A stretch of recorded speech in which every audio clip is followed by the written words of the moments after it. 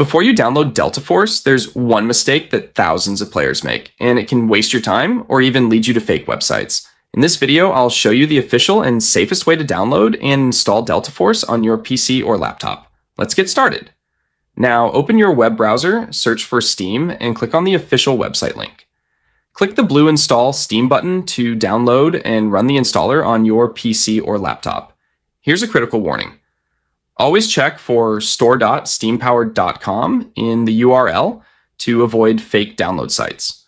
Launch the Steam application, navigate to the search bar inside the Steam store, and type Delta Force. Select the game from the results to open its store page. Here's a quick heads up. Delta Force is free to play, so you won't be charged anything.